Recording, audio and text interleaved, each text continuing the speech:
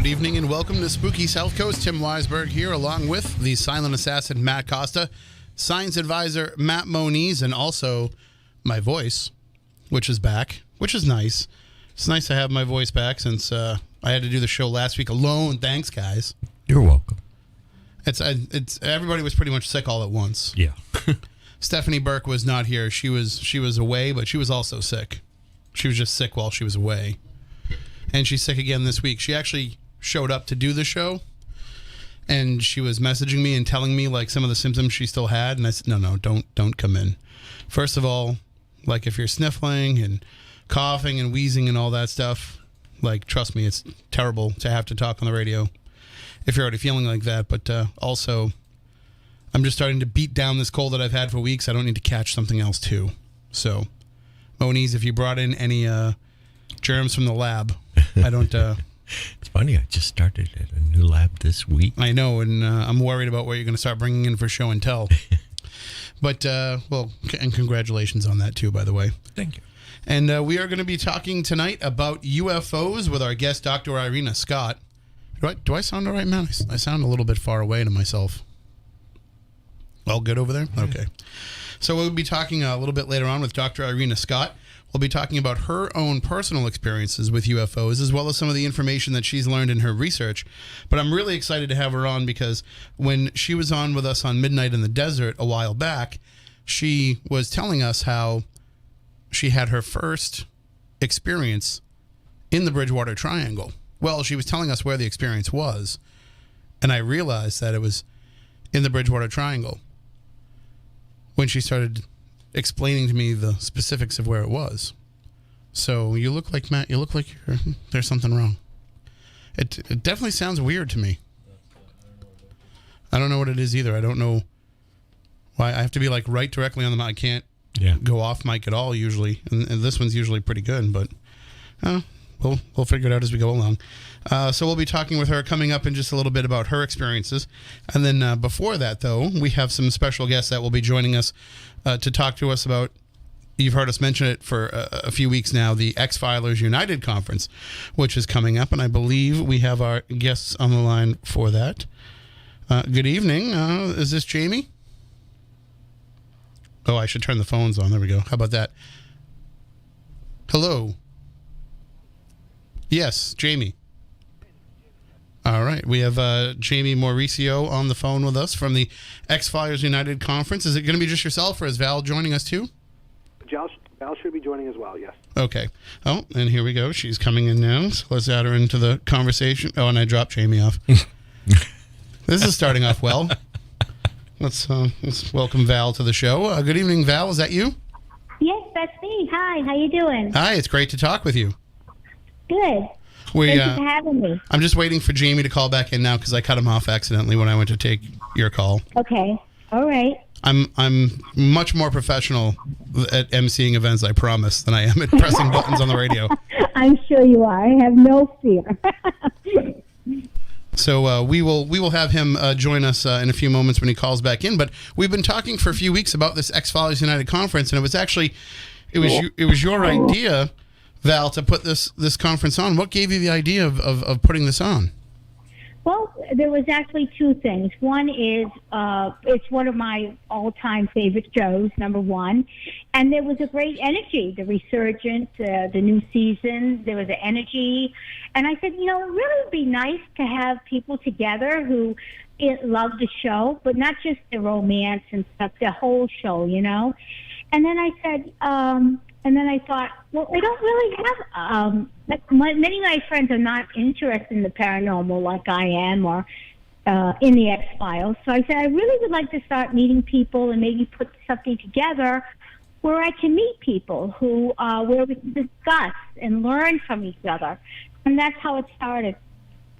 And then, and Jamie Mauricio, you got involved as well with the conference. How did you get involved? Yeah, that's correct, Tim. So, first of all, thanks for having us on. This is great.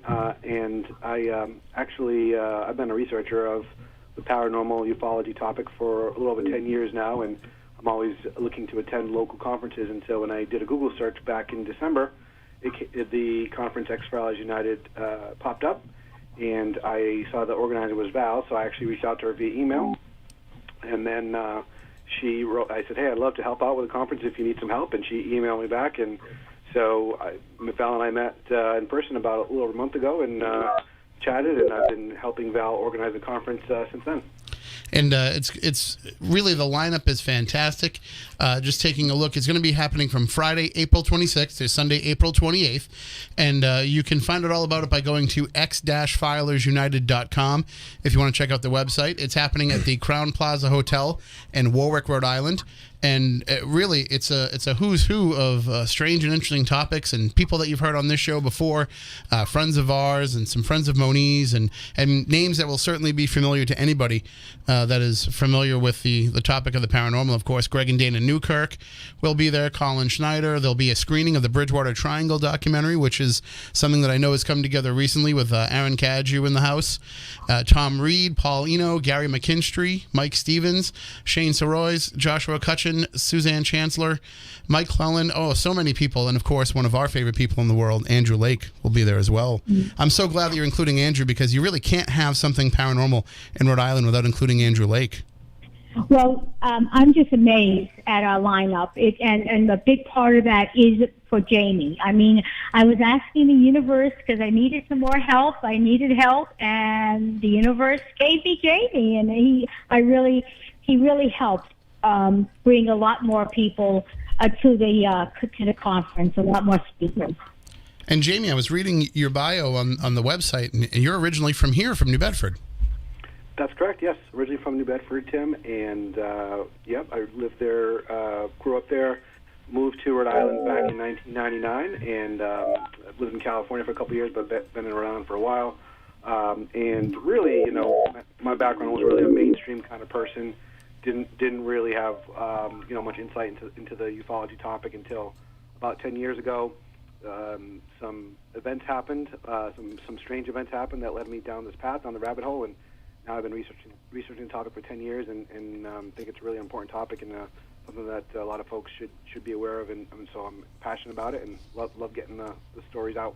And of course, you'll be presenting as part of the conference, but also you had mentioned to me when we were on the phone, of course, Matt Moniz has agreed to be part of this event. And when I actually found out about it before Moniz told me about it, because I was on Greg and Dana's page and I saw that they were coming to Rhode Island, and I said, "Oh, that's great. They're going to be in our neck of the woods." And then I find out Moniz is going to be there. I was like, well, I'm going to...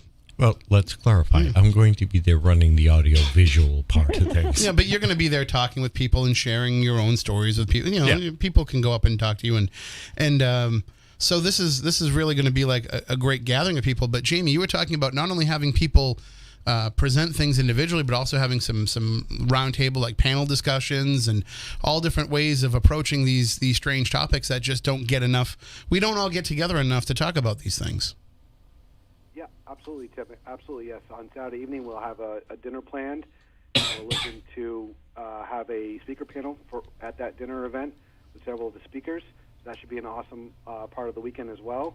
And, you're absolutely right. A lot of folks, I think these conferences help educate those who are in the dark about the topics, but also, many of those who have had paranormal experiences or experiences, in the ufology area, really help folks share experiences with one another, connect, and I've been to these conferences, several of these myself, and I've seen how folks help each other. So I think it's fantastic in that regard as well. And Val, have you had your own experiences yourself? Actually, no. I guess you could say I'm a wannabe. Well, I was going to say, would you like something? Because we could probably arrange a few for you. Okay. But I've always been interested in it, and but I have never really had a true experience. And I just want to add with the convention is we're going to have, I think, a couple more surprises for people. Just to put that out there. Couple of things are in the works. That sounds great. And if you want to have a true paranormal experience, sit next to Moniz at dinner, because I noticed that cowboy baked beans are on the menu. So you'll definitely have a paranormal experience sitting next to him. That sounds like fun. And so people can actually go to the website right now and they can purchase tickets. They can go to x-filersunited.com and they can get their tickets for this event. I can't believe the price for this, for all of the things that are planned, for everything that you can get involved with, to go for all 3 days. Only $60? I mean, that's an insane deal to get all of this entertainment and information and to be able to connect with all these folks. I think people are going to jump on that right now, but we want to stress that's an early registration price, right? The prices are going to go up soon. Right, but it has been right now the cutoff is February 28th. We might extend that a little bit more, but if people, once we get, when people start, tickets and stuff, I'm not so much concerned about the price. I want to make it affordable for people. That was one of my main things. And I saw the different comparisons of different conventions, and I thought that was a fair, amount of money, because I want, people are going to be coming and spending hotels and stuff like that. I want it to be affordable for people. Well, it certainly is. I mean, essentially, it's $30 for 1 day. So if you're going to go, you might as well go for all 3 days. Buy the 3-day pass for 60 days. It's like buying 2 days, getting one free. It's a fantastic deal. Yeah, and the hotel, the hosting hotel, Crown Plaza, is a beautiful hotel. They're giving us a good price. I think people will be very pleased with the accommodations, so I think that's another plus. And we're right on, if you know Rhode Island, many people don't know Rhode Island, but we're like 5 minutes from a main strip, and there's like every single type of restaurant you could ever imagine. So if you like sushi, there's places for sushi. If you like a pizza, there's pizza. There's everything down there. It's very accessible to people. And if you like going to casinos, we have several around the area. If you want to extend your stay a little bit and spend a little money at the casinos, we have quite a few in the surrounding areas. That is true. I have a little surprise for both of you. Ooh. That sounds good. Yes. Does this relate to the beans? No, it actually Okay. relates to helping out with expenses. I was able to talk Tom Reed into coming hanging out at my place for the weekend, so you don't have to cover cost of a hotel room for him. And he said he also says he wants to drive up because he also wants to take a little trip with me here and there, so you don't have to take care of an airfare, just cover his gas. Oh, thank you so much. Please tell him I really appreciate it. Thank you. You're Thank welcome. you a lot. That's also better for everybody that would have been staying at the hotel, because now when they get abducted, they can get abducted from Monize's house instead of having it happen at the hotel and risk having everybody else go up with them. So, Well, I just want to say there's a lot of synergy over the past year. I mean, with regard to Tom and his site for his monument and his site, and the new Kirks and the new documentary that is getting rave reviews. It just seems like a lot of positive synergy has happened over the last year, and I think this will help keep it going into the next year and the year after. well, what's great is, Jamie, with this lineup, you've brought together people who are certainly, who's who of the lecture circuit, but you've also got a lot of people that might not be as familiar to people. So you've brought together a good mix of speakers that will present, even the ones who we're familiar with, they're always presenting something different, but you're going to go to this convention and you're going to hear things that you've never heard before. Yeah, absolutely, Tim. Yeah, I'm really excited about the lineup of speakers. As you mentioned, there's great variety, various topics, everything from paranormal to cryptozoology to the ufology topic, and really it's been just a network of connections. As I mentioned, I researched the topic, had some of my own experiences, but over the years, attending various conferences and meeting folks, really built that network up. And so as soon as I met Val, one of the first things I did was I reached out to several of these contacts, and then that's what led me, to all these folks who just, as Val mentioned, all the energy behind it. Everyone was just so eager to be part of it and excited and so helpful, and so it's gained a ton of momentum. And so it was fortunate to kind of to know these fabulous folks and bring them all together. So really excited about it. And Val, you still have space open for people that would like to be vendors too, right? Yes, I was just gonna. Hopefully, I could get that in. We want some vendors. We need vendors. All you have to do is contact me or Jamie, and I could give you more information. I just need your email, and I'll email you more information. And I'm looking for like different types of vendors. I'm looking specifically, if I can say, someone who sells paranormal equipment, and maybe I would like maybe a comic book or a toy thing that's always popular, and maybe an artist. More artists are always welcome. Oh, and I'm also looking for more psychics too. Tarot readers would be wonderful. So anyone who wants to have who wants to sell something, please just get in touch with me or Jamie, and we'll get right back to you. We can help you out with people from all of those genres. So we've got plenty of connections to help you fill up those vendor spaces. And of course, just taking a look at some of the vendor prices, like to our friends out there that are listening that go out and purchase vendor tables at different conventions. I mean, the rates for this are extremely affordable. So definitely get involved.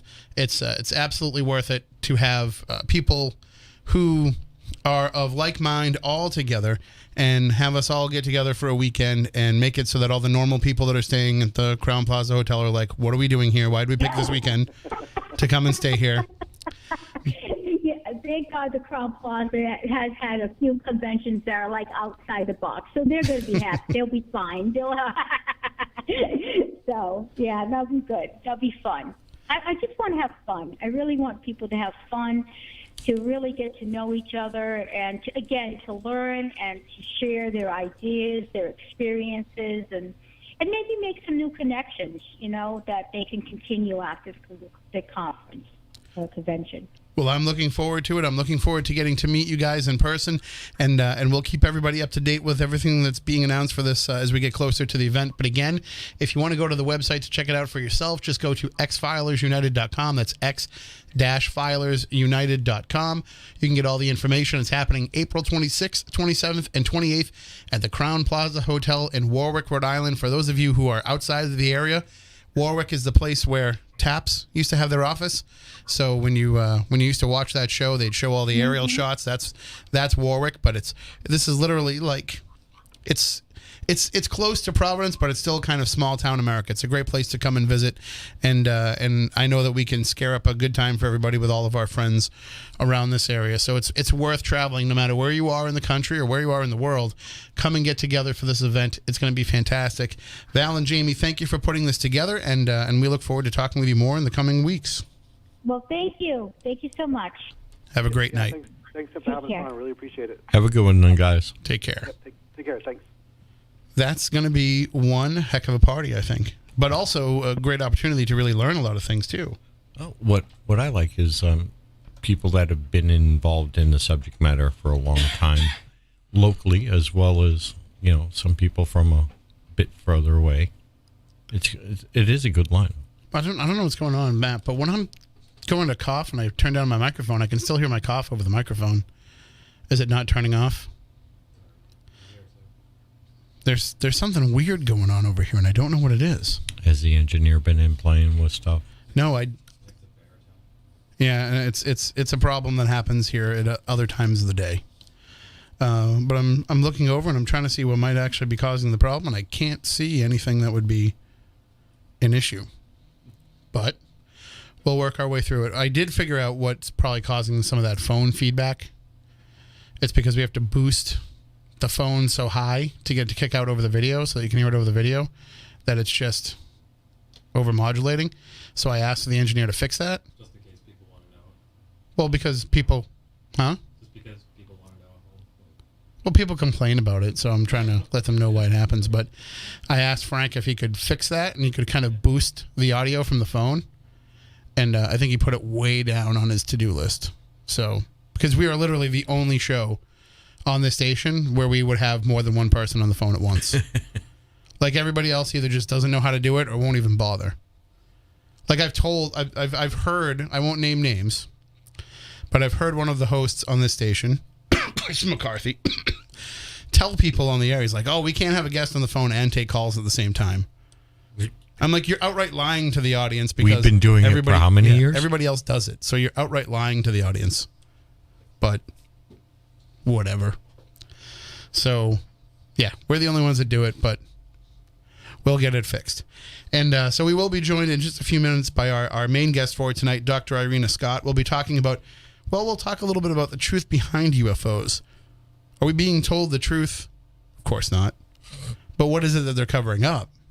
She knows, and she's been to some places that the rest of us wouldn't have access to, and she'll tell us where she's been and why she's been there and what kind of research she's done.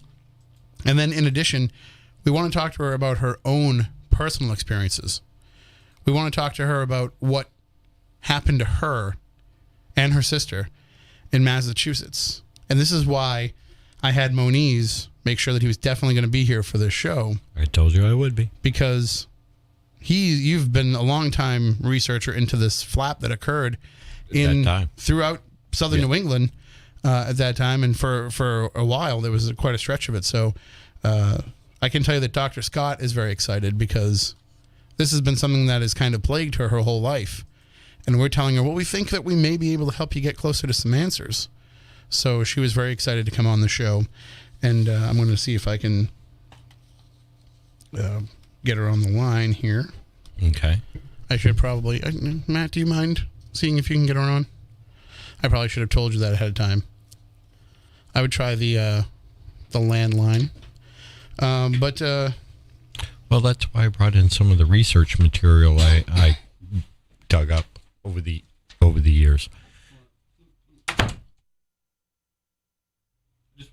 I wanted to see if it was your microphone that was picking me up still, but no. Okay. Just weird. I'm just going to keep coughing throughout the show. I'm trying to be a professional and pull my microphone down so that nobody else can hear it, but it's not working. Yeah. I'm just happy to have this much of a voice. If you had heard me last week, I thought when I submitted the episode to Dark Matter for them to replay it on Tuesday, I thought Keith was going to email me back and say, there's no way I can run this show, right? Because my voice was that bad. And then last night, Dave, well, actually on Wednesday, Dave Schrader reached out to me and said, I'm doing some traveling. Is it possible you could fill in for me on Thursday and Friday if need be? And I said, yeah. I didn't tell him I don't really have a voice.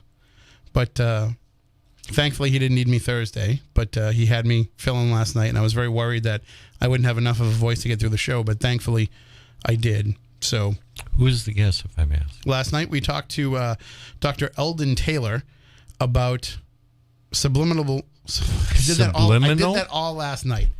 I did that probably at least 3 or 4 times last night. Subliminal messaging. Subliminal messaging. And also just being able to rewire your brain. And he gave me some pretty interesting tips of how to be able to do that. And he also said if the audience goes to his website, which is eldontaylor.com, ELDONTAYLOR.com, you can sign up and get a free course from him on how to rewire your brain. And then the second guest on the show for the last hour was Bernie Taylor, who talked about redefining and defining the history of the Sphinx, which was very interesting, based on some cave drawings that were found in Spain that makes it so we actually have to date the Sphinx as being older than it really was. Well, Mark Schock, are you familiar with his work? That was he talked about some of that. Okay. And really, like, it was, we only had an hour, and there was so much we were trying to cover. It was fascinating.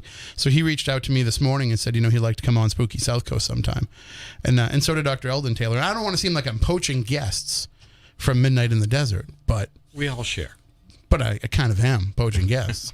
Well, because Michelle does a great job of booking that show and bringing on some fascinating people. And back on January 4th, on my birthday, I got to host the show for Dave. And my guest that night was our guest that is joining us tonight, Dr. Irina Scott. She received her PhD from the University of Missouri in physiology, did postdoctoral research at Cornell University, has been an assistant professor at St. Bonaventure University, and has done research and teaching at, I'm required to say it this way, the Ohio State University, the University of Missouri, the University of Nevada and Battelle Memorial Institute. She worked for the Defense Intelligence Agency and the Aerospace Center in satellite photography, was a volunteer astronomer at the Ohio State University Radio Observatory, and is taking flying lessons. Her publications include books and works in scientific journals, magazines, newspapers, and she was a correspondent for Popular Mechanics magazine. She served on the MUFON Board of Directors from 1993 to 2000, is a MUFON consultant in physiology and astronomy, and is a field investigator as well. And she joins us tonight on Spooky South Coast. Good evening, Dr. Scott. Are you with us? Yes, I am. Hello. It's great to talk with you again. It's great to talk to you again, too. And this was something that I think was almost destined to happen. You know, when I say that I will host Midnight in the Desert, when they ask me to fill in, they always say, like, do you want us to find you a guest that fits any particular topic that you want to cover? And I always say, nope, just book me a guest like you would for Dave, and I'm willing to talk about anything and everything.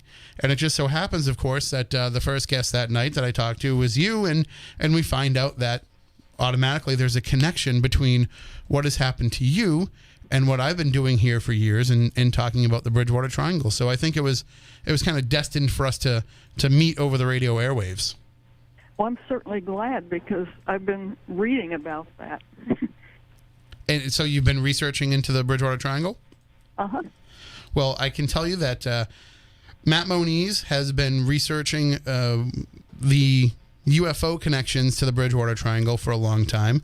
He actually brought in some materials tonight. But when you were describing to me on the show, and I'm going to have you recount it for our listeners in a minute, but when you're telling me about your UFO experience that you had, all I can think of in my head is, where did this happen? I got to remember I got to pinpoint exactly where it was, and I got to pinpoint exactly when it was, because it was already triggering in my brain things that I'd heard in the past.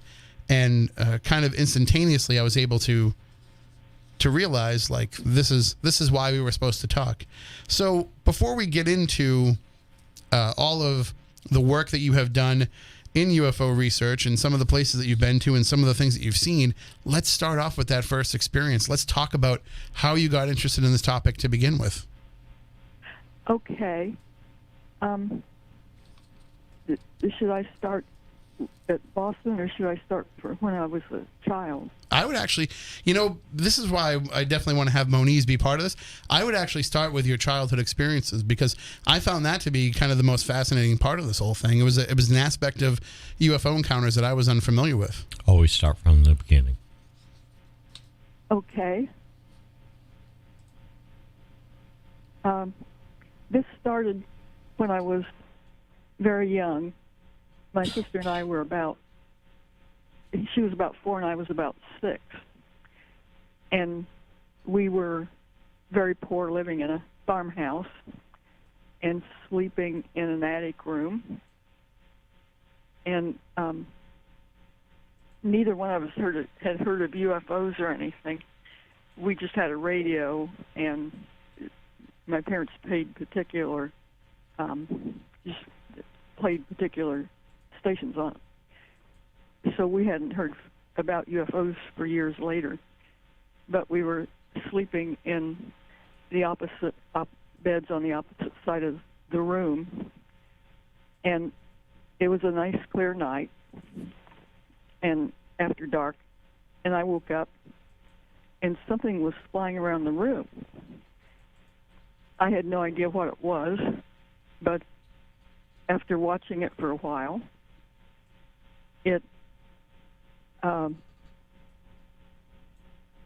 I noticed that it acted like something alive, because it seemed to be guided. There was furniture in the room, our beds and furniture, and it was an attic room, and the walls sloped up to the ceiling. There was a ceiling about 3 feet between the two walls. And the object I was watching, it was small, and it seemed to be guided because it never bumped into anything. It flew for at least a minute or more than that around the room, just a random browsing-like motion up and down and back and forth, but it never hit anything. It would turn about a foot away from anything it came toward. and it got quite close to both of us. I didn't know my sister was awake, and so I was just watching it. And after it flew around, it got close to both of us, and then it flew up to the ceiling. But it didn't hit the ceiling. It seemed to know where the ceiling was, like everything else. And it made a right-hand turn, and there was a lamp in the middle of the room, which was turned off. And it just flew quite smoothly to the lamp, and there was about 1.5 feet of space between the lamp edge and the walls. And it knew just where to go, and it circled the lamp in such a way it didn't hit either the lamp or the walls. And it circled for a while, like maybe 20 or 30 times, and seemed to speed up. And then it just made a perfect spiral down under the verified all at once, and we both shrieked at once and ran down the stairs, and were so scared we collided and fell down the stairs and ran to our parents. And they didn't believe us. So that was the first thing that happened. And later we heard about UFOs, but even when we heard about UFOs, we thought of them as airplane-sized things. Yeah, you really didn't think that whatever this thing was that you would experience in your room would be connected to that. But I remember I mentioned to you before that it sounds to me like something that today we would be like, oh, it sounds like a drone. But that's not something that would have been around back then that you would have had flying around your room. And certainly if there was, it would have had to have been somebody there to operate it to make that happen. Moniz, have you ever heard of anything like that in terms of an experience where there's this small thing floating around the room? Oh, yes. A number of occasions, and especially in abductee cases. Oh. So it sounds like you might have gotten lucky there, Dr. Scott. That I was going to say, mind if I ask a few questions? Go right ahead. Hi, Doc. A few questions for you. Can you describe the approximate size of this object? Its color, texture, whether it emitted light or not? I thought it was maybe about 1/2 inch in size, and that was the inside part because it looked like a piece of metal, but it glowed like real hot metal, and there was a glow around it. What color? Sort of an orange. It was like real hot iron. Okay.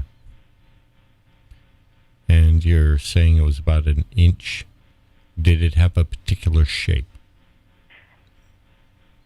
My sister seems to remember it as round, and I seem to remember it as sort of like a throat bungee or something. Uh-huh. Submarine shape, but I'm not real sure. Okay. Now, you're saying this flew around. Did it fly in a angular motion, or was it more curved and fluid in its path? Curved and fluid. Okay. So you're definitely sure it was not a glowing insect because of the It was way... definitely not a glowing insect.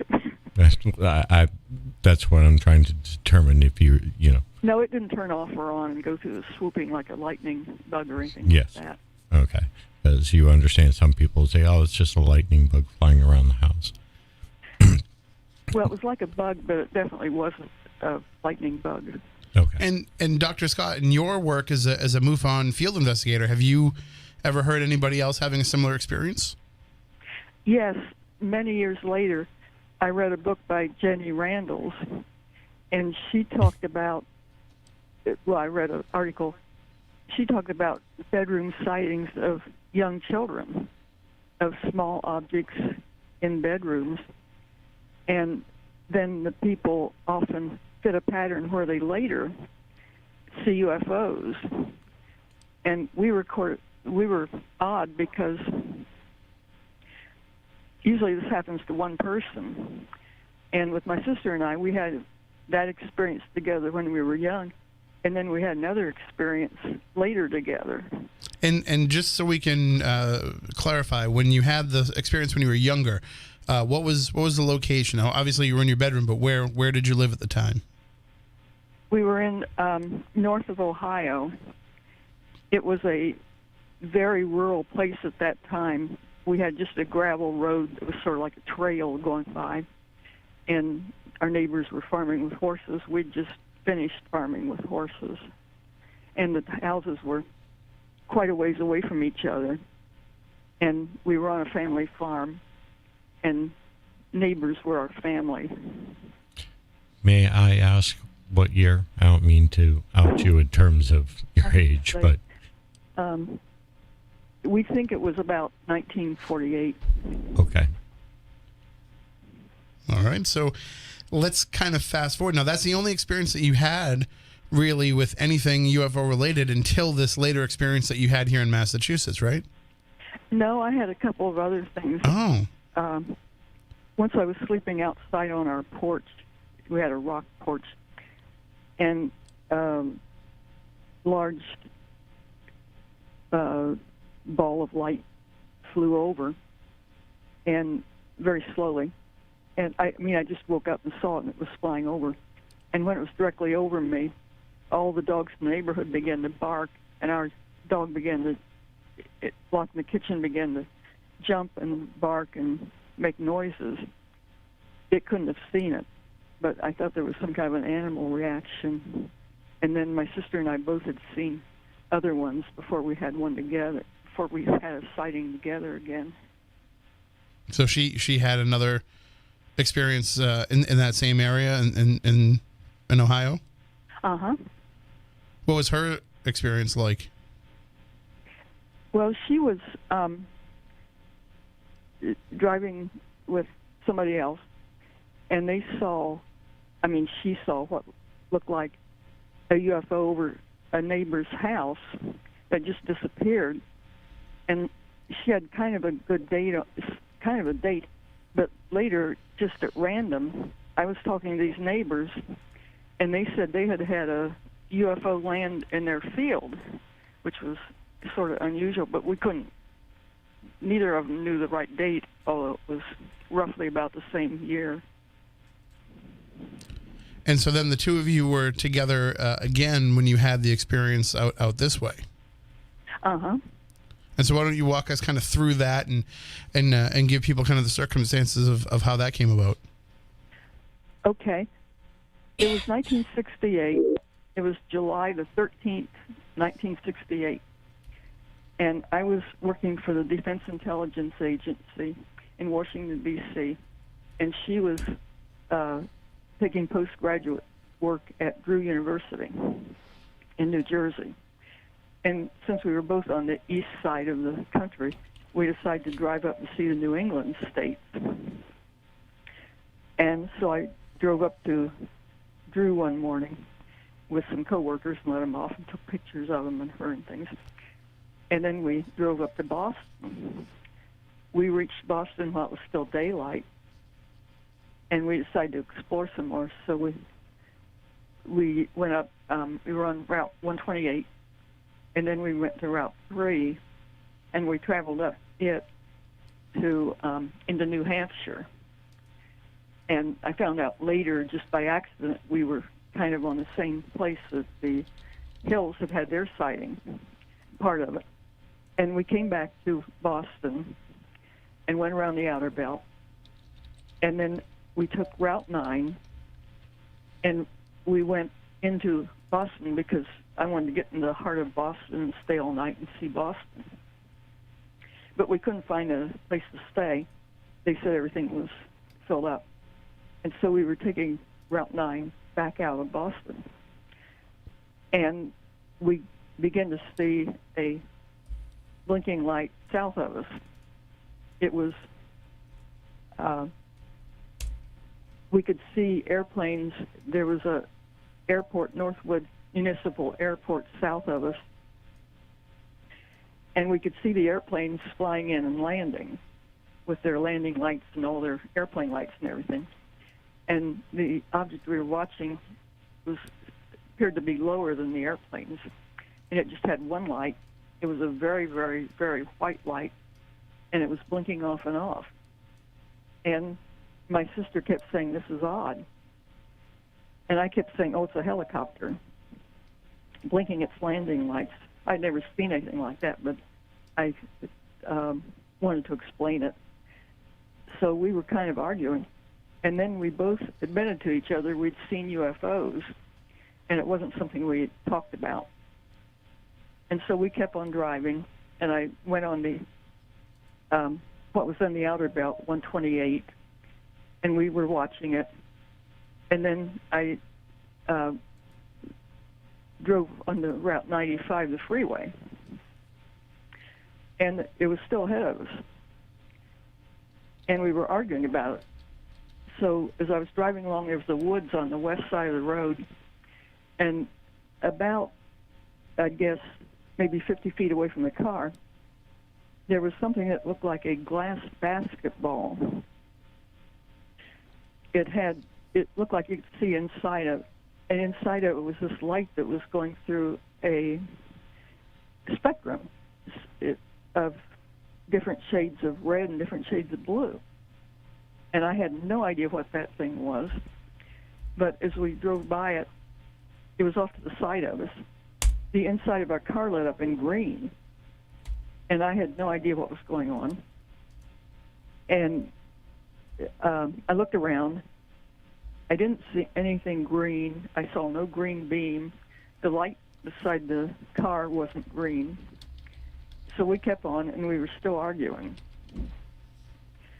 And we kept on driving down 95, and finally we were about maybe east of the Norway airport. My sister started yelling to stop, stop, stop, stop. And she said it was going to go over the car. And so I had my hand pointed out the window, and I was going to tell her it's a helicopter. And then I saw way off what looked like a meteor. And then the thing came over the trees, and it was pretty low. You could see it quite very distinctly. It was soundless, and it had 7 things along the side that looked like windows. They were a row of what looked like square windows. And this very, very, very white light was coming through. It looked like it would hurt your eyes if you were inside it. And it was going through a particular blinking pattern of a sequence of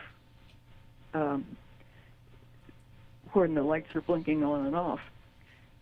And you might say, well, this has to be a blimp. Well, we grew up on a farm, and there was a freeway through our farm. It was also a blimp route, and we were very used to seeing blimps. And I have a YouTube channel with a lot of videos of blimps with even lighted sides at night and things, and we were pretty used to seeing things like that. And this wasn't anything like a blimp. And so I stopped, and I had a camera in my back seat and high-speed film. I was lucky to have that in my trunk. And if I had even thought for a second it had been a UFO or something, I would have had everything loaded, but I never thought of that. So I didn't have time to apologize to my sister. But we got out, and I looked for my camera and my film and started putting film in the camera. In the meantime, it was very slowly going over us, and we could see it very well.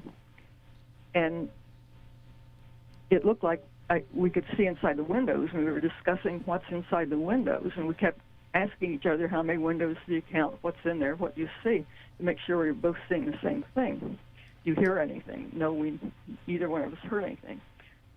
And so I had my camera loaded, and I thought, oh, this is amazing. I'll get a real unique picture because I'll get the picture of an inside of a UFO. And just then a truck driver drove over in front of us and parked. And he came back, and I thought at first, oh, we'll have another witness. This is great. He stood right beside me, and he said, what are you looking at? And that was strange because this thing was pretty visible. Right. And so I pointed at it. You would think like he was seeing it too. Yeah. Like. Yeah. And so I pointed at it, and neither one of us said UFO. We just acted like it was a airplane or something. And he rotated around just exactly in the opposite direction, looked at the same altitude, and said, "I don't see anything." Then he rotated back and looked at me and asked the same question. What are you doing? What are you looking at? And we pointed again. He rotated around, looked in exactly the opposite direction, and said, "I don't see anything." And then he turned to face me again and said, he didn't say anything, he just kind of pointed to his head like I was crazy. And he went back to his car. By that time, I forgot a part here that my sister, right when we stopped, my sister said the inside of the car lit up, and she thought the object put a light in our car. I was by the window, so I didn't see it. But then I still wanted a picture of the object, and it seemed to be a lot farther away, and it was just a point of light again because it was so far away the windows were merged. So I climbed up a hill with my Polaroid and took 5 pictures, and one of them turned out.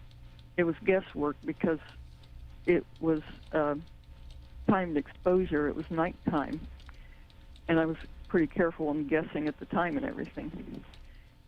But anyway, I got one picture and came back to the car. And the object went to the airport, and it began circling the airport. And it was in this real pattern motion where it would blink twice from south to north. When it got north, the semicircle would go so fast you couldn't see it. And it just kept going through that pattern and circling the airport. And at that time, I didn't realize this until I was writing my book or later, but the man, all the time I was thinking maybe this was an accident or something, or coincidence. But it wasn't, because if you point at something, somebody looks in the direction you point. Well, he looked in the exact opposite direction. So it wasn't just an accident, like he didn't see something. He was deliberately not looking at it or looking in the opposite direction. He knew where it was. At that time, I didn't know. We were trying to figure out what on earth the thing was, and I didn't know where it would go after it would stop circling the airport. And so we were facing south on Route 95, and I thought maybe it'd go north. So I took off in my car on the freeway to turn the car around at the next interchange. Well, at that time, the man, he was in a truck, and he just started following us right on my bumper and beaming his bright lights into my rearview mirror so that I was blinded. I didn't know what to do. I slowed up, I speeded up, I changed lanes and everything else, and he just stuck right on my bumper. I couldn't see behind me. I was blinded, and I thought the car is lighter than a truck, so I would floor it, and I did, and he just stuck right on my bumper. And I thought we were going to get killed, and I said goodbye to my sister, and I asked, the only way I could think of to get away from him would be to swerve off the left-hand side of the road. And so I was going to do that. And I asked her to look behind us, and she said she couldn't see anything. And so I did that. But if somebody had been coming faster than us on the right-hand side, we'd have been killed. But I swerved off and got off and turned around at the next interchange and went back north. It was still circling, but then it did take off to the northwest. And so I followed it, and I went past the light that was changing colors, and the inside of the car lit up in green again. And then it was going northwest, and we had to the roads usually went north and south and east and west, so we had to keep zigging and zagging. And finally I wound up in this old, really bad country road with potholes and houses a long ways away from each other. I mean, that's every road in Massachusetts. I'm sorry. I have to apologize for all of us, but yeah, that could have been any road. Yeah. Sorry. Yeah, I don't know. I have no idea what road it was. But it was just going a little bit faster than I was, and I couldn't keep up with it without tearing my car up. And so I turned around, and we looked for motel rooms again, but everything seemed to be closed. And so we drove all the way back to Grew, and we got there about 6 in the morning, and I slept for a while. And then I was waiting for the people that wanted to ride back, but they never contacted us. And so it was quite a bit later when I left for Washington. And then I had a poltergeist experience. You want to hear that? Well, let's hold off on that because we have about 2 minutes left before we have to take a break for the news. When we come back on the other side, we'll have you share that experience, and we'll try and dig into your experience, and we'll go over some of what was going on in this area at that time to try and see if we can make some of those connections between what happened to you and what other people have reported as well. And then, of course, we can also talk with you more about your work and that you've done in the years subsequent and the research. And by the way, if anybody would like to check out Dr. Scott's books, and I'm going to bring them over here for the camera, although Matt's been putting them up on the screen. We have Sacred Corridors, Secrets Behind the Real Project Blue Book, Wright-Patterson Air Force Base, Roswell, Patel, Memory Metal, Dr. J. Allen Hynek, and UFO Cover-Ups.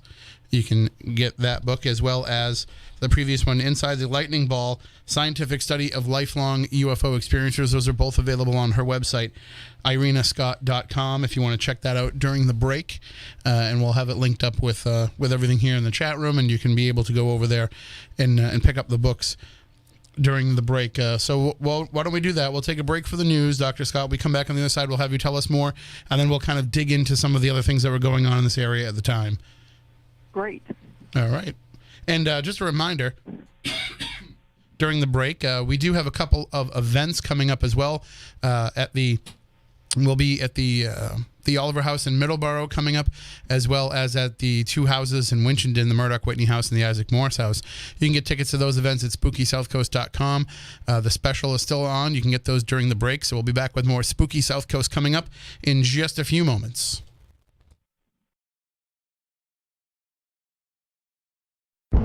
Are you intrigued by Paranormal Talk Radio? You'll love the new Paranormal Radio app from TalkStream Live. You'll find a great selection of talk shows covering UFOs, ghosts, strange phenomena, and much more. Download the Paranormal Radio app now and start listening to the very best in paranormal talk entertainment. The Paranormal Radio app, free in Google Play and the iOS App Store. Welcome back. Hour number 2 of Spooky South Coast. Tim Weisberg here, along with the silent assassin Matt Costa and science advisor Matt Moniz. Stephanie Burke is out sick. She did try to show up this week, but I told her, heck no. I'm just starting to get over my cold. I don't need to catch whatever it is that you have. But she will be back soon. And we do have some great shows coming your way in the coming weeks as well. So I think what we've done is we've tried to, set things up, book some shows in advance, get an idea of what it is that we're going to be talking about instead of this, kind of booking on the fly thing. I like to be able to have the opportunity for us to react to what's going on. Yeah, I understand. But at the same time, I like to have things set up so that we can kind of also know what's coming up on the docket. So just to let everybody know that next week we'll be joined by, I'm going to butcher his name, I know it, but Robert Lopaka Kapanui. Okay. Who is a friend that Stephanie and Porter made when they were out in Hawaii. And we're going to be talking about Hawaiian legends and lore. And so what's interesting about this is they went out there for, they had a Mysterious Hawaii conference, and they went out there and took part in that. But I guess there's been some interesting stories that have happened since they've been there. Yeah. So they'll fill us in on all of that next week. And I believe she said Porter's going to be with her next week here in the studio. So we'll get both of their stories Okay. about the mysterious connections between them and Hawaii. And I bet you they're going to say it Hawaii because they've been there. Hawaii, yeah. I'm not going to because I've never been. It's like when people say, do you want to go get some of those Portuguese, little donuts for breakfast? I'm like, oh, malasadas? And they're like, no. Then they say it with the Portuguese. Yeah, no, I'm not going to say that because I'm not Portuguese and it'll sound stupid if I say it. I can say it. Right. So I'll let them say they've been to Hawaii. They can pronounce it that way. I'm just going to say Hawaii. I also don't say, I say Charisse, which is enough for me to even say Close that. enough. It's enough for me to even be able to say that. So for those of you who don't know what I'm talking about, what does the rest of the country call that? Charisse, say there's another. A Chirico? No, that's something. No, they have a different way of saying it though. I can't think of it. Pronounced Charisse. Right, but if they eat it like in California or something, they have a different pronunciation for it. Well, Matt probably knows. Are you talking about chorizo?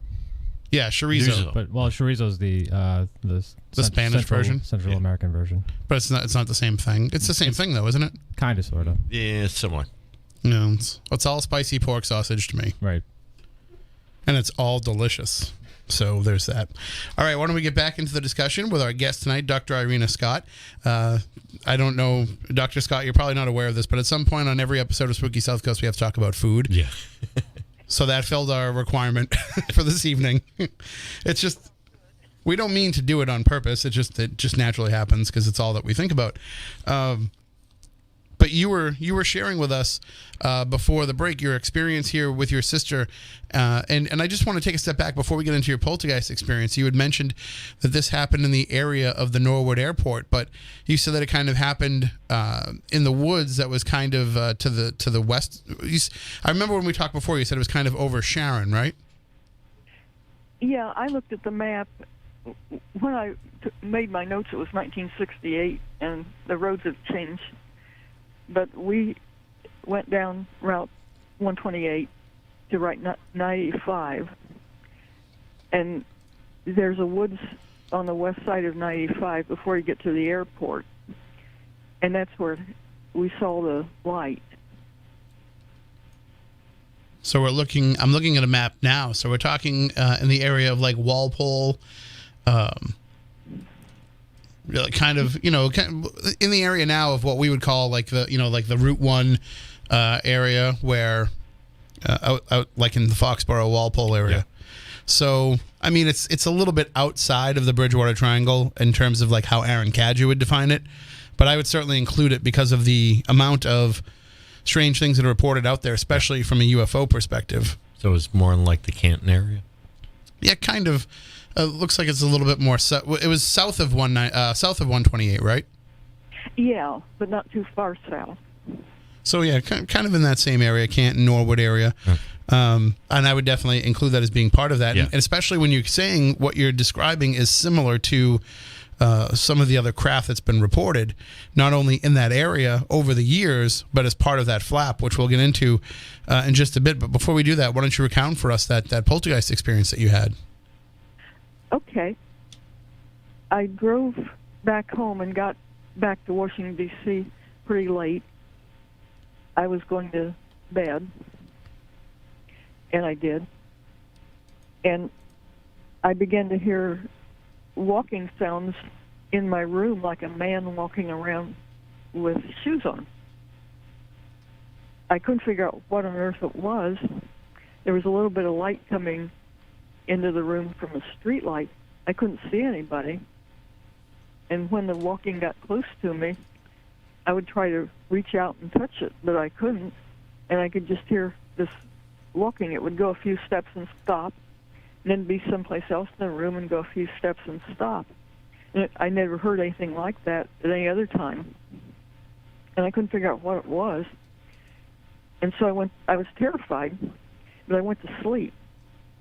And my alarm went off, and I thought it's morning, and I got up and started fixing breakfast, and I realized it was dark, and it was 1:30, and my alarm had gone off, and I was pretty terrified. I put a chair by the door, and tried to prop it. And then, in spite of being terrified, I went back to sleep again. Well, the alarm went off at 2:30, 3:30, 4:30, and I think 5:30. Wow.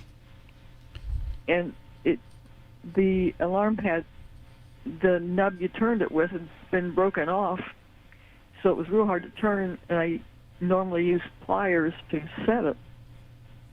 But it was set right exactly on the right time each 30. And when I reset it, I just set it approximately way off. And so then I woke up in the morning, and I was working for the DIA, and I had this really high security clearance. It was above top secret.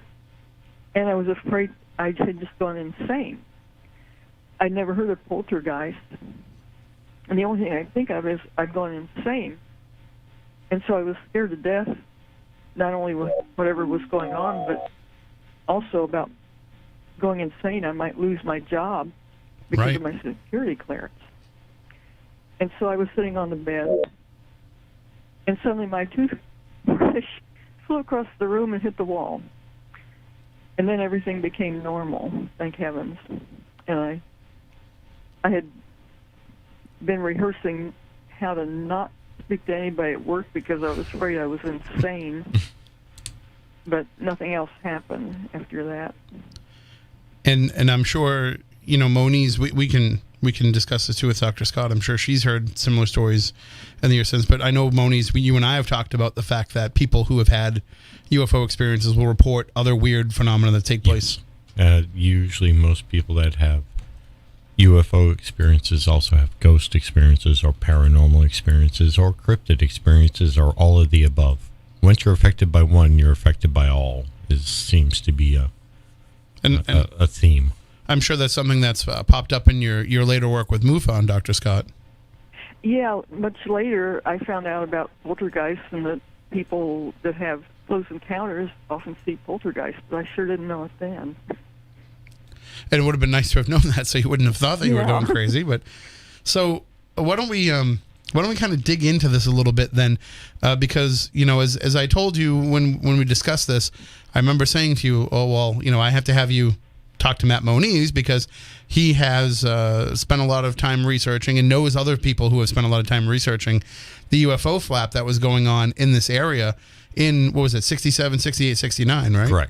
Correct. And so just give us a little quick run through of when it began, where it began, and what people were reporting. Okay. A good portion of it started in late 66, going into really full-blown in 67 and 68, and then petering out towards the mid to late part of 69.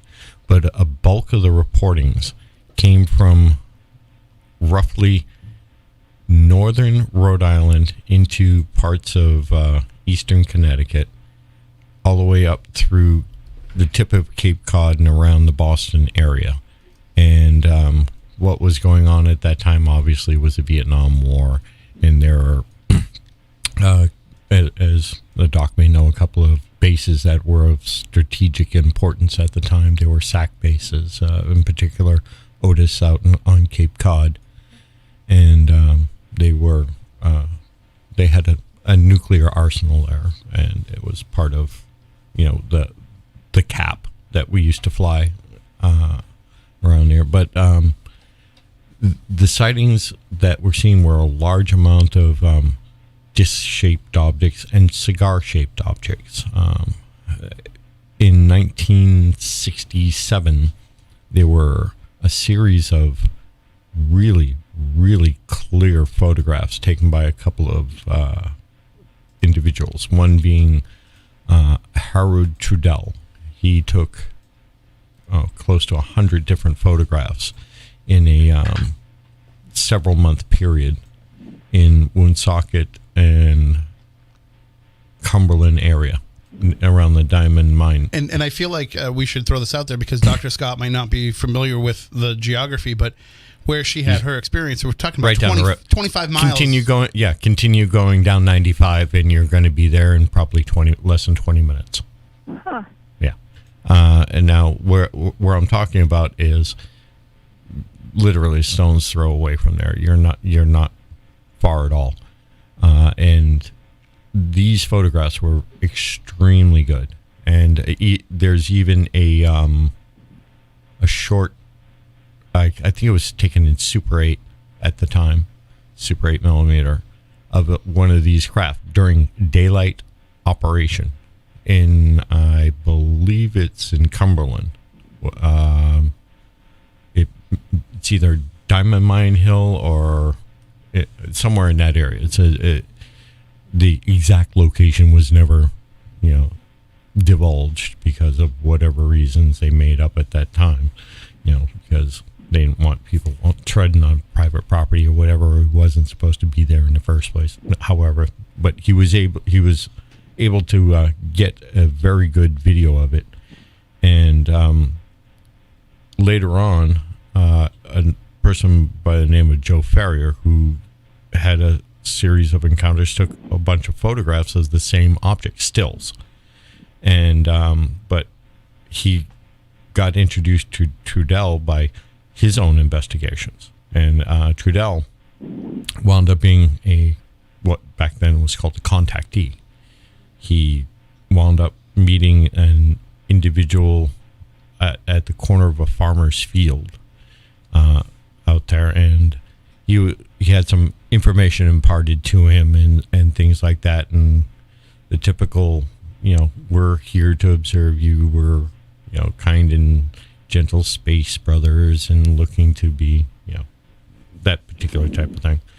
And he was guided to be at various locations around Rhode Island and southern Massachusetts, and he was rewarded with being able to take pictures of the craft. And those are just the really good cases. And I was introduced to these guys through Maurice. Maurice had been investigating them back in the 70s, when he was big into it.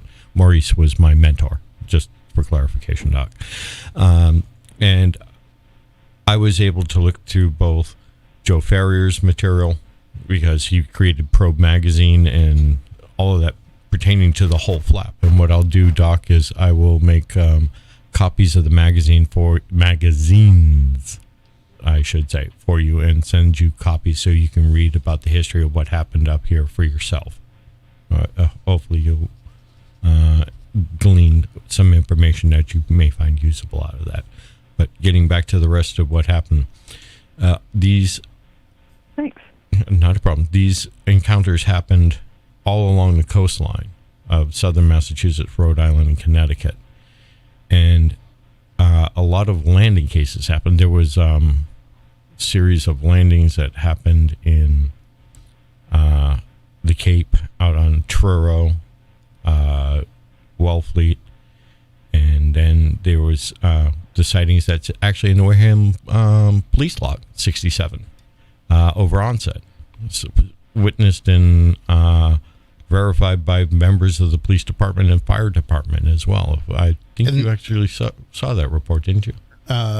Probably. This is also the same flap too that was affecting this area where we're broadcasting from, especially over Round Hill and Dartmouth. Yeah. They were having, which was funny because at the time they were also conducting experiments, MIT experiments at Colonel Green's mansion in Round Hill and Dartmouth. A lot of electromagnetic experiments they were using. I don't know if you've ever been to the Museum of Science in Boston, Dr. Scott, but the Van de Graaff generator that they have there for the lightning show used to be at Round Hill. That's where they built it. Correct. To conduct these MIT electromagnetic experiments there. And so this was drawing in some of these UFOs. Every time they would turn this thing on, there would be these lights in the sky. So all of this was going on up and down, this area all throughout southeastern New England during that era, during that time that you had your experience. You said it was July of 68, right? Yeah, it was July 13th, 1968. And I know Moniz was showing us from some of the magazines during the break. He showed us an object that it looked It looked disc-shaped, but it was also so Yeah. luminescent Yeah. that it had like this round thing around us. And he was talking about like people reporting seeing the windows and everything. It kind of looks like what you were describing. You know, when it's luminescent like that, it looks like a basketball. Yeah, we saw the one with the 7 windows that seemed to be a big object, and the one with the small basketball-shaped one. Now, the big object with the 7 windows, how would you describe its shape? My sister and I both drew it independently, and it was dark, so we weren't sure. Hers was football-shaped, and mine was a little bit more prolonged than football-shaped. Like a cigar, Yeah, not that long, but but general design. yeah. Yeah. Uh-huh. So Tubular. see that, Well, longy shape yeah. or something. and that's where I knew that there was going to be these connections, because I remember when we started doing the show, and Moniz was kind of coming on board with us to kind of advise us in some topics that we could cover.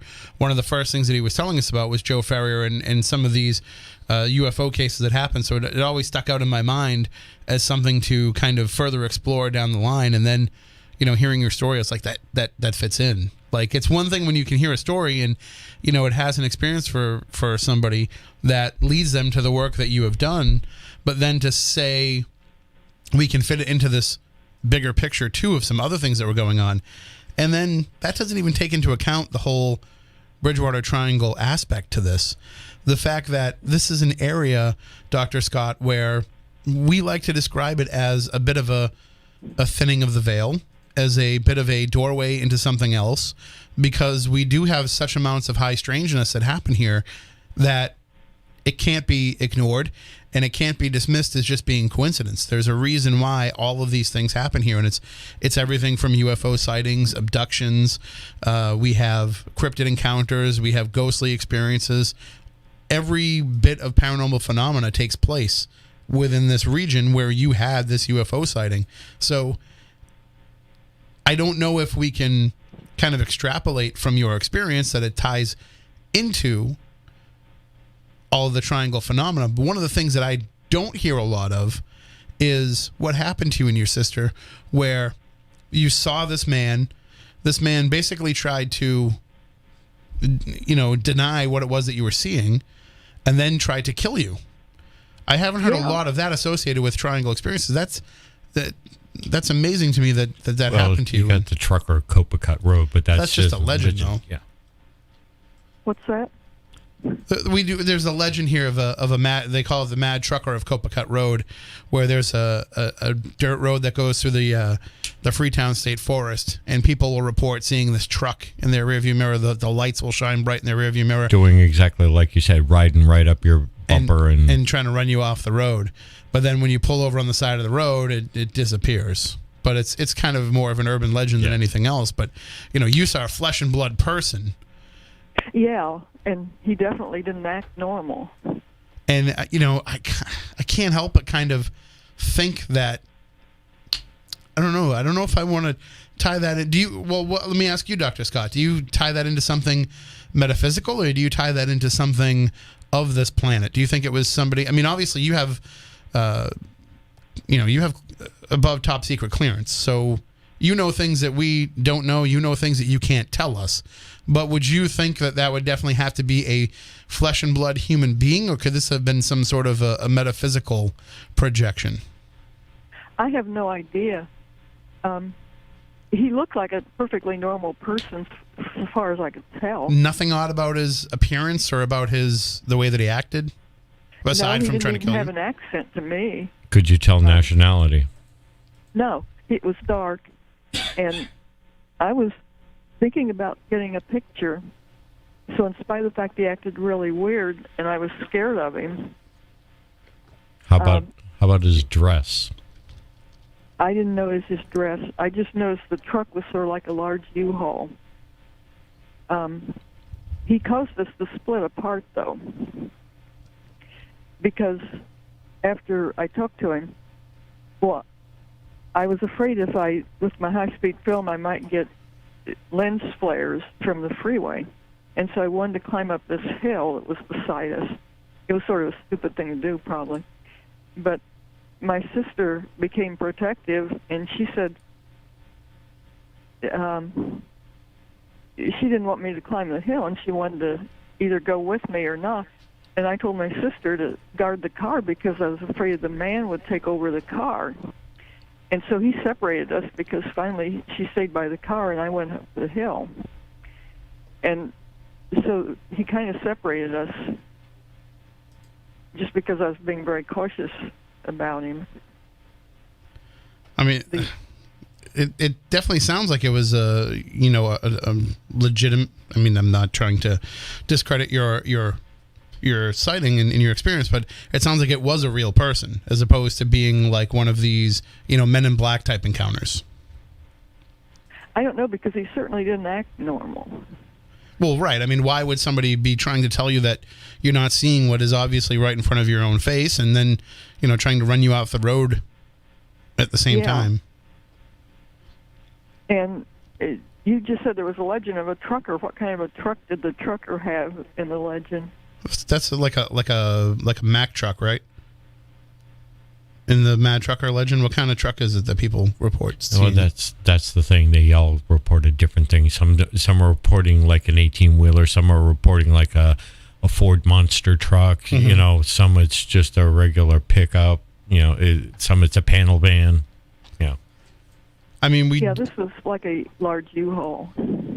Which seems weird to me too, because why would? I guess maybe it's possible somebody was just out driving a U-Haul, but why would somebody driving a U-Haul stop when you're having this experience solely for the purpose of telling you that you're not seeing anything? There isn't anything there. Why would he even stop if he wasn't seeing the same thing? Yeah, I mean, maybe it was a trucker that was worried about us and saw us stop to check on us. But he obviously wasn't, because after he checked on us, he just stayed in his truck and watched us. Right. I don't think if he was concerned about you, I don't think he would try to kill you just a few moments later.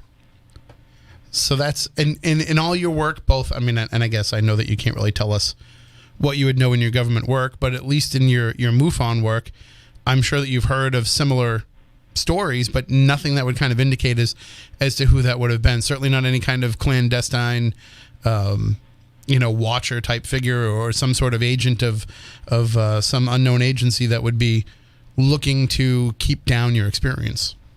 Well, I think it wasn't coincidence, because I was thinking about this after I finished writing my book, but if you point at something and somebody can't see it, they look in that direction. Well, he looked in exactly the opposite direction.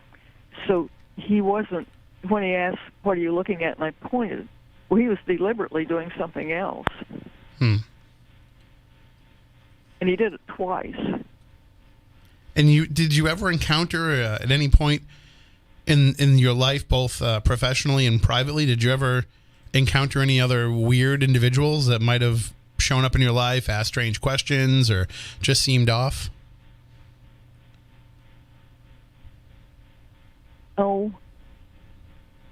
Once I had somebody call me on the phone that had my voice. Wait, what? And that was a pretty weird experience. Somebody called you and talked to you in your own voice? Uh-huh. What did they say? Well, I had got up one morning with the flu, and I called in sick. And the person I talked to was a secretary. So probably she and maybe my supervisor knew that I wasn't at home. But somebody called, and the person had my voice. And I was terrified, and the person knew where I was.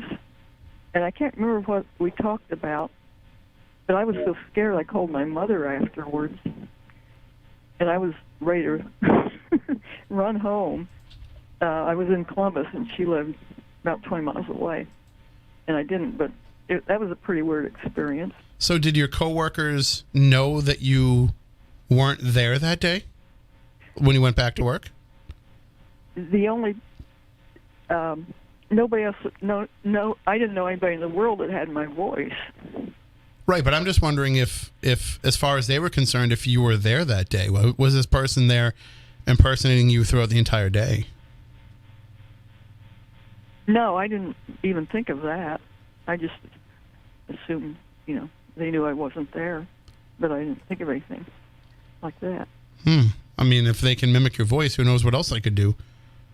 Somebody could have been posing as you. That's a creepy thought. I'm sorry. It's just the first thing that popped into my head. That didn't pop into my head at all. Hopefully I'm just weird and that didn't actually happen. But somebody knew I was home, and that was scary. Yeah, that is a little weird. It's a little unnerving. Now, see, when we first started doing this show, Moniz warned me. And he said, you're going to pop up on some radars because you're going to talk about things that people kind of don't want you to talk about. And I think for the most part, we've avoided getting on those radars for a long time. But I get a feeling this show is putting us right back on those radars. There was a night when I went home and it felt like somebody was watching me down the street from my house. And from that point on, I kind of was very careful about where we took this show. I'm going to make sure that I'm not seeing anybody after this one. All right. And I think I know the types of shows you're referring to. You're referring to the certain, we'll call them true crime type of things that involve cults and other. Not just those. Yeah. But okay. That there's certain areas of disinformation where they don't want us sharing certain things. Yeah. Not to give stuff away, Moniz, but the same people that have been in your house when you're not home. Yes. Yeah. So. And took my stuff and tried to. Yeah. I had my house broken into. They stole part of my research. I'm an analytical chemist by trade. And I've done a lot of research on what are called trace cases. That's where an object affects physical materials. And I would collect some of the physical materials to do testing on. In a couple of high-profile cases, they came and took the samples and took the results and then tried to burn the house down. Oh. 2 weeks later, I get confronted by what I'll call a pair of gorillas in Armani suits that weren't black, but threatened me at gunpoint. Ooh. Yeah. And I had mentioned to you, Dr. Scott, when we talked on the phone, that one of the cases Moniz worked on, doing some of that trace research on, was actually Betty Hill's dress. Correct. But you still have that, right? I still have pieces. Yeah, they didn't take that yet. I mean, we don't know what's going on tonight. Some of the other stuff they took were certain crop circles that I had. Crop circle samples, which was interesting. A lot of people have and I'll use this term, misconception that they're all stomped down by people with boards and rope. No, not true. Not all of them are that way, done in that manner. Quite a few are, but not all of them. Mm-hmm. So, Dr. Scott, this led you down this path of researching UFOs as a career. And I mean, I guess the big question is, do you feel like, is your time spent researching UFOs, is it just an effect of your experiences, or do you think that your experiences happened intentionally to put you on this path? Well, it kind of worries me because I can remember when I was a kid, I wanted to be an astronomer too. And that was way before I heard of UFOs, but we had that funny experience, and I always kind of wondered if something was influencing me. And, for example, when my sister and I had that sighting, we both woke up at the same time. We both became terrified at the same time. And it was like kind of, maybe there was some mind control or something. I mean, it certainly seems like you were being pushed in this direction one way or the other. So in all of your research, both working with MUFON and working for the government, I know that you've had the chance to be in some of the secretive areas of places like Wright-Patterson Air Force Base. In all of the research that you've been able to do, it hasn't helped you really get any closer to the answers as to these experiences that you had personally. No, I'm just as confused as when I studied it as I was when I didn't know anything about it. That helped me a bit. Well, and I thought we would help you tonight, but it sounds like we're just making things even more confusing. Well, actually, something I want to add about that was I was working for the DIA, and it was above top secret. It was we had to identify all the flying craft over a particular area of the Earth, and I was very disturbed about that whole thing when I went to work. But I didn't say I go around seeing UFOs because, you know, I look crazy. But I did just mention UFOs. And it turned out the people that I worked with, my supervisors, had reported a UFO on our classified photography to their bosses and got a really weird response. The bosses said it was a full on the film, and it wasn't. So that made me wonder about the upper echelons of the government. And that seems like a pretty cavalier dismissal of something like that, too. Well, it obviously wasn't a flaw in film because it was on two different missions. Right, so what are the chances of having the same flaw in two different rolls of film? And impossible. So it just seems like no matter what, you're going to keep finding these stone walls to getting any closer to the truth. How about in your field work with MUFON? I mean, obviously with that, you have to extrapolate your own answers from what it is that you're gathering. But I would assume that, you know, in all the years that you've done this, you've kind of at least seen some patterns and at least seen some groundwork that you can lay to make a case for the fact that these are actually craft from another planet. Well, I just couldn't figure out anything about them because they seem to be shape-shifting in a lot of the ones I explored, where somebody will see an orb, and it may turn into a humanoid, or they may see a little balls, and suddenly they form together and turn into something that looks like a person, and things like that. And so I'm not too sure whether they from another planet or just some kind of energy that people just don't understand. So they're seeing these like balls of light that are coming together to form into beings? Yeah. In one I investigated, they did. So it's not a matter of it's not somebody being brought up to a ship. It's a being coming down and interacting with somebody here on this planet. Like that, I think. That's and so these,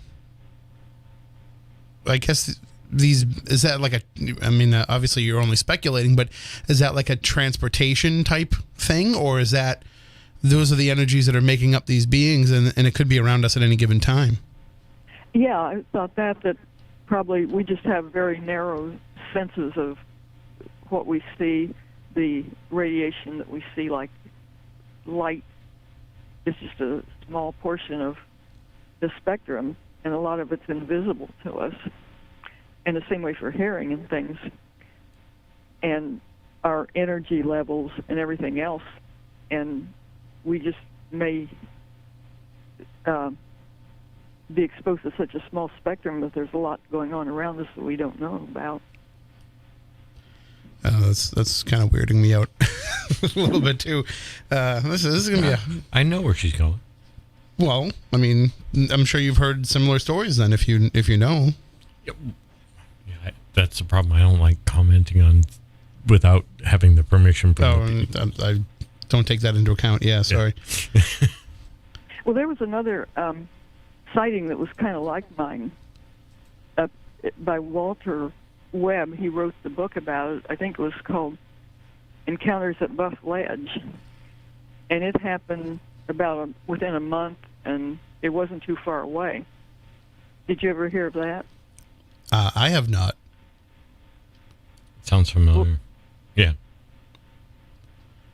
And it was similar to your sighting that you had outside of Boston? Somewhat. Did It they? was an abduction type thing, but it involved little balls of light like I saw that came out of a UFO and things like that. If I remember right, didn't the Hills report seeing like little balls of light while they were driving? Well, lights out in a distance, yeah. But that's not the case I'm thinking of, where they saw like balls of lights around the vehicle before they saw the actual. I seem to remember there being one abduction case where they saw. Well, there's a couple of abduction cases. That's the other thing I keep pointing out to people. Most abductions happen while people are doing mundane things. They got the illusion that, well, it's been painted as the most common thing by media more than anything else, of people only get abducted in bed.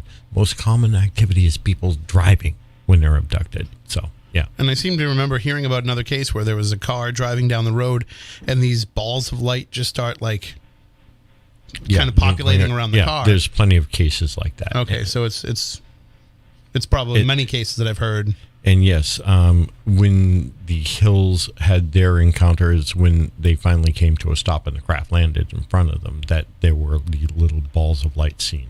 It's not while they were actually driving. Well, Betty Hill's niece had helped me a lot with this. Kathy and Martin. I had written a piece that was published several places about comparing a number of the sightings in that area.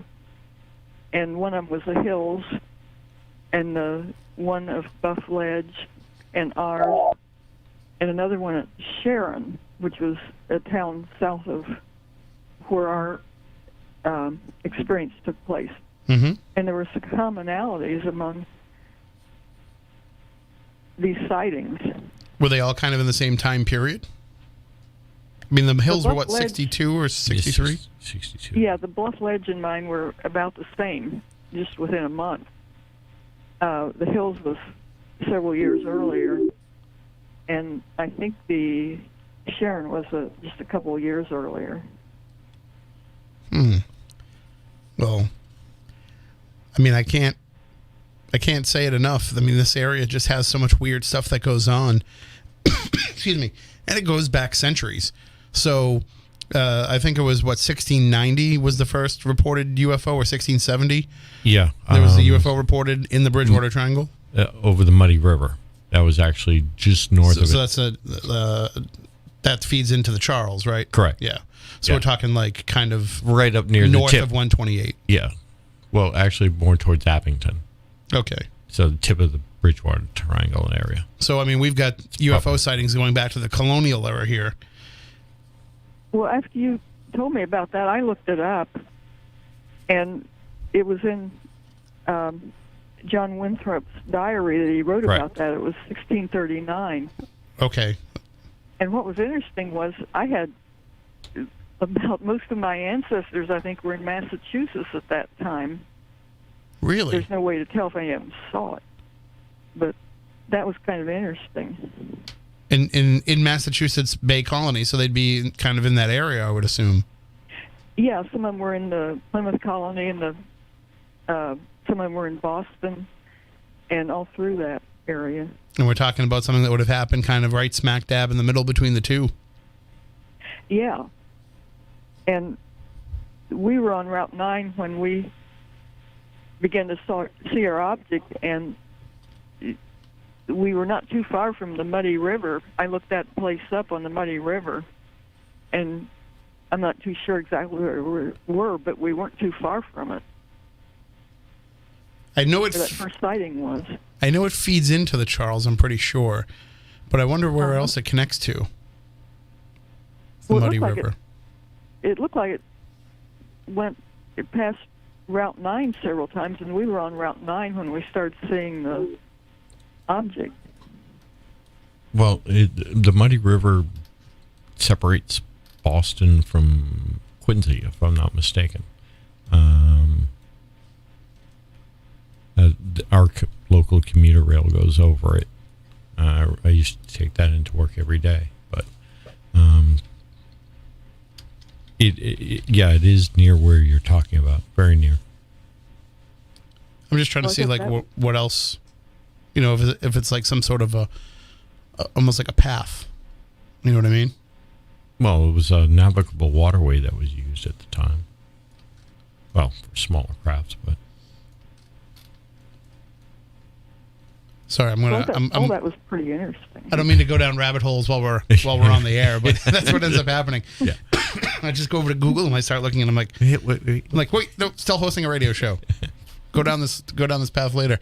But well, I mean, just in the time that we have left, we have about 10 minutes left, Dr. Scott. Let's talk about the new book, Sacred Corridors. What can people find in that book that will be unlike things that they've read in other UFO books? Well, Project Blue Book took place in Battelle Memorial Institute and Wright-Patterson Air Force Base. And I worked at Battelle, and I've been sent to Wright-Patterson. And so I've seen the places and talked to the people that did the work on Blue Book and have documents from them and stuff included in my book. And I also have Dr. Hynek was one of the principal investigators, and I have a number of his handwritten letters in the book that tell about what he thinks about UFOs and different things. Well, and of course, Blue Book is a huge topic right now because the History Channel has that series. Have you had a chance to catch any of that series? Uh-huh. What are your thoughts on that, considering that, you're familiar with the actual real Project Blue Book? What do you think of the way they're presenting those stories? It's not it's pretty interesting, but it's not exactly as they presented. Yeah, it seems like Hollywood. Yeah, they're trying to turn Dr. Hynek into like a Fox Mulder type figure, and they're bringing in other aspects of paranormal stories that might not have been part of the Blue Book files, and it just seems like it's a plot device more than anything. Well, Project Blue Book was very interesting in itself, and so I was trying to tell the real story behind the scenes and everything of Project Blue Book. I mean, what is probably the one thing that's in the book that somebody will read and walk away? Like, what's going to be the thing that sticks in their mind and says, wow, that's something that I find to be the most fascinating part of it? Well, like the TV show, it shows all this investigation. And it doesn't tell what they did with the investigation, but this was a study at Battelle. It was a secret study. They had a good way to study the results of the investigations. They did a statistical study, and the study showed that there's a probability of less than 1 in a billion that UFOs are real. And that's something people don't realize. Wow. They had a lot of fake studies, and I mentioned them in the book, too, that they're what people are aware of. And they said, oh, there's nothing to it. Don't pay attention to it. UFOs don't exist. And there's lots of reason to think those were fake. But the real studies showed that there's a high probability that they do exist. Right. It makes mathematical sense that they would. Well, bear in mind that they also did studies way back in the day that showed, that tobacco was good for you too. Well, the menthol's medicine. But the point being, you can make a study say anything. I work in science. I know how that works. I know. I've heard some polls on TV. The polls on Fox News say one thing. The polls on CNN say another. And reality and the truth is somewhere else. Yeah, absolutely. We did get a good question in the chat room that I want to ask you, Dr. Scott, that actually ties into a lecture that I'm out and about giving. I just gave it in Plymouth the other day, and I'll be giving it in Berkeley at the Council on Aging on February 17th. It's a Sunday afternoon lecture called Presidential Paranormal. And in that, I talk a bit about, the Greys supposedly offering an exchange program of information for abductions with FDR. I talk about Truman and the Majestic 12, and I talk about Eisenhower and the secret space program. So the question that came from the chat room is, do you think the government and aliens have been working together in some fashion? Yeah, everybody asked me that, and it's my opinion from working at the DIA that there's some higher group in the government that knows something about UFOs, but I don't know. They're always talking about disclosure, but with disclosure, I think you'd have to be able to prove what you're disclosing. So that if you said UFOs are real, you'd have to prove that. Right. And I don't know if anybody can, because it would involve kind of controlling the UFOs. So what you're saying is you cannot confirm or deny the existence of EBE-1 or Valiant Thor? No. Okay. I mean, it would depend on the UFOs, I think, to prove it. Well, and I think that's fair enough because, there, like you said, there has been this push for disclosure, but with that would have to come... That would just open up a whole new can of worms for people to... those who would refuse to believe it would then question things that are being told to them. So it's like, okay, fine. Well, whatever. I could go down a path here that I don't want to go down, but we have a hard enough time convincing people whether or not climate change is real. So proving the existence of extraterrestrials or transdimensional beings would be an even taller task, I think. Yeah, it seems to me like there'd be a lot of very complicated things that would have to happen to actually disclose anything, because you'd have to be able to verify what you're saying. Well, I highly recommend that people pick up the book, Sacred Corridors, Secrets Behind the Real Project Blue Book, Wright-Patterson Air Force Base, Roswell, Battelle, Memory Metal, Dr. J. Allen Hynek, and UFO cover-ups. And they can get that from your website, irenascott.com, and, of course, wherever else you get books, whether you go to Amazon or Barnes & Noble or anywhere else online. And, of course, you can pick up her other books as well. Dr. Scott, thank you for joining us and for sharing your experience with us. And we will hopefully be able to bring you back on in the future, and we can dive in a little bit even deeper into some of this stuff. I'd be very interested in that, and thank you very much for having me. And if you're ever in this area, let us know. We'd be happy to meet up and go over some things with you and kind of show you around the area with some of the other stuff that's happened around here. I would be very interested in that, and I'm hoping to get back there one of these days. All right. We look forward to meeting you. Thank you so much for joining us, and take care. Thank you. That is Dr. Irina Scott. And again, her website is irenascott.com. I knew, Moniz, that bringing her on, we would be able to give her some answers for some of the stuff. I didn't realize we'd open up the door to so many other questions. Yeah.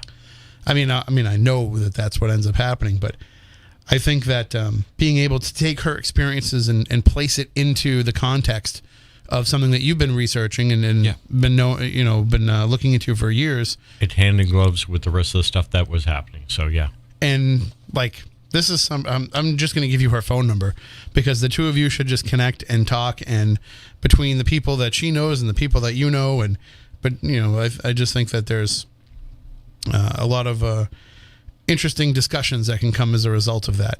And just in hearing somebody who, okay, we talk about all these experiences that have happened in the Bridgewater Triangle, happened in southeastern Massachusetts, happened as part of that flap in the late 60s.